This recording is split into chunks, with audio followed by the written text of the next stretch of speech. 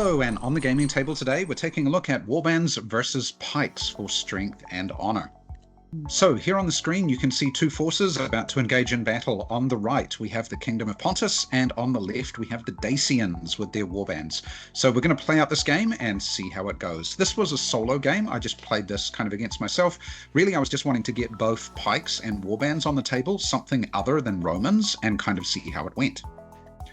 So here we have a spot somewhere on the borders of the Kingdom of Pontus, up in kind of the Crimea, Ukraine area there, where they had some settlements. And we've got some farmsteads and agricultural areas, and these are about to be raided by the Dacians, and the Kingdom of Pontus is trying to protect them.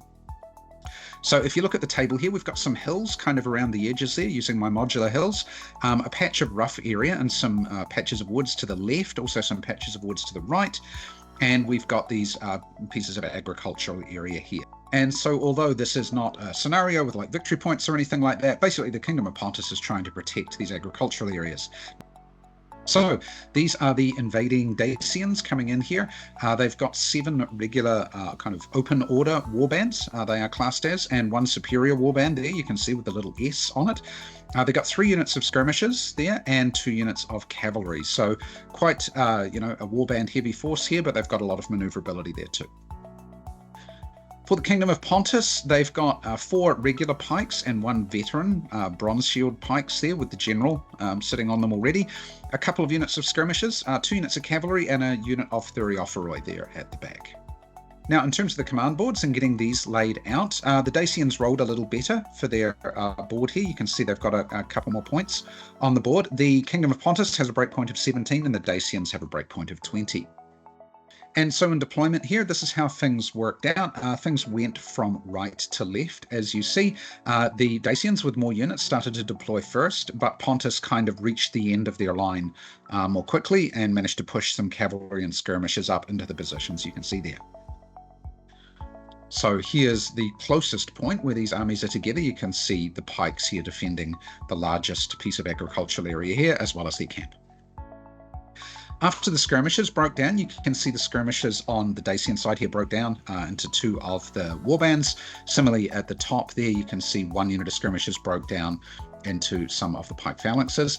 In this one, some of the skirmishers were left as skirmishers, left as formed skirmishers. So 1 unit on the Pontic side, the top right of the picture there, just visible, and 1 on the left and 1 on the right of the Dacian line. The skirmishers remained as formed units. Now, in the Dacian first turn, they managed to push up both of their flanking units. They didn't really want to commit their warbands to a big charge too early. So basically just pushed up the flanking units, tried to get the cavalry on the right here to do an oblique move. However, they didn't get off the movement points to make that happen. So that's where things sat at the end of the turn. For the Pontic side, they started out by trying to maneuver their cavalry here in an oblique move and managed to fail the maneuver test. So the first order, nothing happened, and that was the end of their turn. Back over to the Dacians, now they start getting their warbands going forward. Managed to keep a reasonable line there. They also managed to push the skirmishers up on both sides. So getting quite aggressive here, getting into things and taking those first 2 pieces of agricultural land. Back on the Pontic side, once again, they had exactly that same problem with the cavalry unit, again, not moving. So this is 2 whole turns now where nothing has happened on the Pontic side. For the Dacians here, they pushed their skirmishers and things a little bit more forward here, one of them managing to get into the woods on the left to give it some cover, and also pushing up their cavalry a bit more as well. So this is how the lines were looking as things get closer together. Now, in the Pontic turn, they started to push forward their units, and as they did that, they maintained a good line, but they had to bring their Thuriophoroi up here to cover the flank of the phalanx. If that phalanx gets contacted in the flank, it's automatically disordered. That's just bad news all around. So the Thuriophoroi there coming up in a flanking position. The cavalry, a little bit limited here. They can't really go through the woods too well there because of the skirmishers in there, but we'll see what they can do later. Over to the Dacians now, and they tried an oblique move with the skirmishers here, and that managed to fail. So they needed a 2+, and they rolled a 1, so they didn't get very far forward this turn either. And so this is how things stand at the end of the Dacian turn. For the forces of Pontus, they move the cavalry over here. They're thinking maybe if they can get a downhill charge into the skirmishers in the woods. It'd be a one dice fight, but maybe they can push the skirmishers back there. But their options are a little bit limited. They're a little bit hemmed in here. Over on the left here, we have the first combat as the cavalry charges in here. They actually made an oblique charge into the skirmishers here, so they wouldn't the skirmishers wouldn't have flank support from those warbands that were there either. They also wanted to open up the line a bit and give the pikes a little kind of way forward here. Unfortunately for those cavalry, after charging in, there was a grind result. The skirmishers got driven back past their discipline test. The cavalry got driven back, didn't pass their discipline test, and ended up disordered in the woods here. That's not good because it's going to be harder for them to get out of there, as we'll see later. So, play passing over to the Dacians, the cavalry here had charged into the Thureophoroi at the top of the picture, and another grind result. Both sides got driven back, however, both passed their discipline tests. In both of these fights with the grind results, the commander decided not to spend any dice to re-roll the attacks because they've got limited points on their command boards, so they just kind of took the result. We'll see kind of what impact that has later on. With play passing back to the Pontics, the cavalry here manages to roll and reform, so they're in a better position now, although they're still stuck in the woods. Over to the other side here, both the Thureophoroi and the cavalry tried to move forward, however both failed there to move any distance here, and that's a reversal of fortune. Play passes over to the Dacians. For the Dacians, they moved up their cavalry here to put it in line with the skirmishers, and to give them some flank supporters, they tried to charge in with the warbands here. However, the warbands didn't roll enough movement to complete the charge, and so they got stuck a little bit in the open there. But at least they've got cavalry support on their flank. Play passing to the Pontics now, and they charged obliquely into the skirmishers here to try and drive them out of the woods. It was only a one dice fight, and the result was a stand. So now the skirmishers have the advantage. They've tied the cavalry up in that rough going there. The only reason it was a one dice fight was because the cavalry were charging downhill into that fight. But now that things are kind of static, the advantage is to the skirmishers.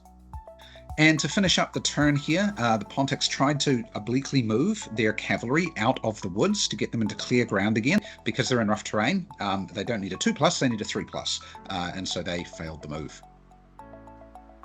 So as play passes back to the Dacians, this is the picture in the line. The Warbands and the Pikes have not yet engaged, but we've got some fighting happening at the flanks at the top there. In the Dacian turn here, the first action was on the left where the skirmishers tried to drive off the cavalry. They actually get a 2 dice fight there because the cavalry are only combat rating 1 when they're fighting enemy in rough terrain. However, that result was defended by the cavalry, and so there was no effect there. And then the warbands on the picture here tried to charge into the pike. However, they failed their charge roll. Again, they rolled a 1, and so that's reversal of fortune, and play passes back to the Kingdom of Pontus. The Pontics again trying to move their cavalry once again fail to obliquely move it out of the woods here, so once again play passes back to the Dacians. The turn starts well here for the Dacians as they charge in with their warbands here. They managed to drive the pike blocks back, and the pike blocks failed their first discipline test, had to spend a command point to roll again and pass on the second attempt. But now we've got combat with the main parts of the line. Then the cavalry to the warband's left there managed to drive back the Thureophoroi a little bit, just with a pushback result, but it's another setback card. The next row of warbands along pushed in and pushed back the phalanx in front of them as well, another setback card for Pontus. And then moving up the cavalry and trying to move up the skirmishers here on the right flank. They're keeping some kind of watchful cover of the flanks of the warbands at this end of the line. As the last action of the turn, the superior warband of the Dacians here tried to charge into the veteran phalanx. They needed a 6 to get the distance because it was a really long-range charge, but really this was the last kind of decent thing that the side could do this turn. They failed the roll, but they had to move forward as much as they could, and this is where they ended up. So now with the Dacians pushing into the Pontic line, the Pontics decide to try and push back. On the left, the phalanx doesn't manage to push back the warbands at all, but on the right here, the other phalanx manages to drive back the warbands and actually rout one of them as well. So that's creating a nice little hole there, and also gives a disaster card to the Dacians. Here, once again, trying to move this cavalry out of the woods. Once again, they fail on a 2. The Kingdom of Pontus has no movement command points, so they don't have any opportunities to re-roll these. So not so good for them. And so this is where things stand. We've got the Dacian line a little bit broken up here, but the Pontic cavalry not being able to move out of those woods is kind of holding things up on the Pontic side. Now, over on the left flank here, the Skirmishers managed to tangle up with the cavalry, drive them back and give them a setback card. But unfortunately, they kind of decide to pursue of their own initiative, charging up there. So while they think they've got the cavalry in flight at the moment, when those cavalry turn around and decide to have a go at them next turn, then I think those Skirmishers are going to be pretty harshly treated there. Next to them here, the cavalry manages to push back the Thureophoroi. Both sides pass discipline tests in the combat there. The Thureophoroi not becoming disordered or anything, and the cavalry here deciding not to follow up. They wanted to be support for warbands coming into these phalanx on the left here. The General Superior Warband here managing to charge in against the Veteran Pike Phalanx, pushes them back. Another setback card going in there. So things starting to get pushed back a little bit here for Pontus. And with the other warbands not managing to move forward much this turn, you can see the one towards the top right of the picture there managed to kind of fill the line, but the ones on the left didn't engage in combat this turn. This is where things stand. So the Kingdom of Pontus here being pushed back steadily towards the agricultural areas here, and the Dacians making some reasonable progress. So you can see here at this stage, the Kingdom of Pontus has 8 setback cards. The Dacians only have 3 setback cards, but they do have a disaster card for having that warband route. So things reasonably balanced here, but we'll see how things play out next. Up on the hill, those skirmishers that were eager to chase the cavalry now realize their mistake. They get driven back by the cavalry and are disordered in the woods. The cavalry decides to hold in this position and see what happens next. Over here, there's not really an option for the Thureophoroi to have a go against the cavalry because they can't get support from the phalanx beside them here. The phalanx to the left of the phalanx on the screen did manage to push back the warbands that were facing them, and so there's no extra support here for the Thureophoroi. They're in a bad fight against those cavalry, so they just have to hold. Over here, the cavalry finally gets out of the road of the phalanx in front of them, and the phalanx decides there's not much else we can do this turn. Let's get aggressive. Let's charge. So they manage to roll enough movement, get through the zones of control, and charge into the cavalry to their front. Now, phalanx against cavalry, that's always going to be advantage to the phalanx. And they managed to drive back those cavalry, push them well back there, and now the flanks of the warbands here are starting to get exposed, although the phalanx is a little bit in the road for the cavalry to do too much about it at the moment. Now, play passing back to the Dacians. The cavalry here pushes back the Thureophoroi again. Those Thureophoroi kind of stuck in a difficult fight here if they can't get any support. The warbands to the cavalry's right here managed to push back the pike phalanx in front of them, a space here, even though they are a solo warband kind of going in here, no rear support, but they do manage to push them back. The warbands here on the right end of the line charge into the phalanx in front of them, but unfortunately their attack is defended by that phalanx, so no action there. Over here, the cavalry and the skirmishers trying to maneuver. The cavalry want to kind of face off against the Pontic cavalry, while the skirmishers kind of want to get in front of the pike. However, they don't get very much movement this turn, so that's as far as they go. And finally, on the very left of the line, the skirmishers do manage to recover from their disorder. So this is where things stand. The Pontic forces again getting pushed back closer and closer to that agricultural land. Although that one phalanx that's charged through the line, where's that going to go next? The phalanx that got pushed back in the last turn at the right flank here manages to push back the warbands, so it gives them a setback card, although the warbands pass their discipline test. Next to them, there's some pushing by the phalanx on the warbands on the left of the picture here. However, that fight is inconclusive. Similarly, the Thureophoroi now have a 1-dice fight against the cavalry. They take it on, but unfortunately they don't get a result. Now the phalanx over here once again decides let's have a go and manages to get the distance to charge into the cavalry, which because they didn't roll enough movement last turn couldn't get out of the way. So the phalanx charges in, gets a good result, and manages to drive that cavalry a long way back, almost to the board edge in fact. So this phalanx doing pretty well.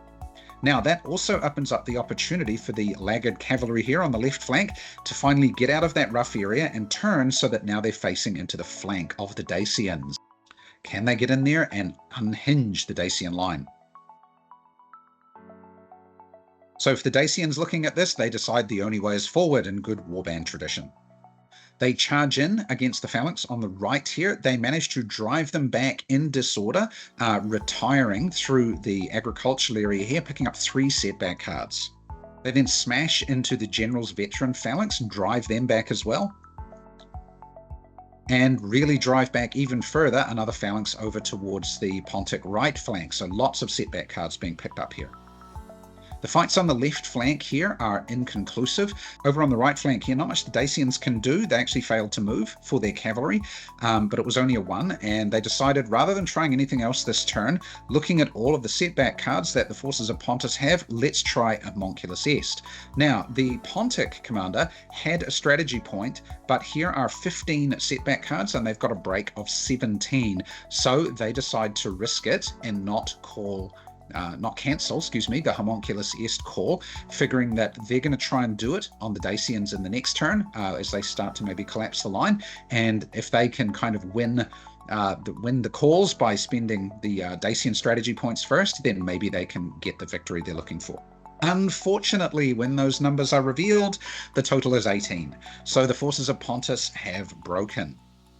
So that was a risk. That's what happens in the game. They tried, they failed, and the forces of Dacia will win the day. So I hope you found that game interesting. I was quite enjoying how the warbands go against the pikes there, just kind of seeing the interactions there.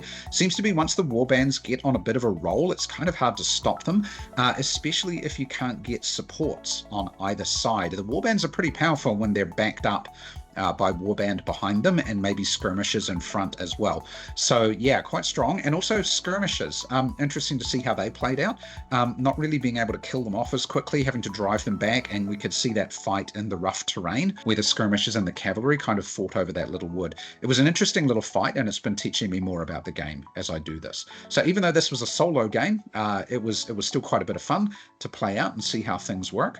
I hope you enjoyed it too. Leave some comments in the section below if you wish. But thanks for watching, and we'll see you again real soon.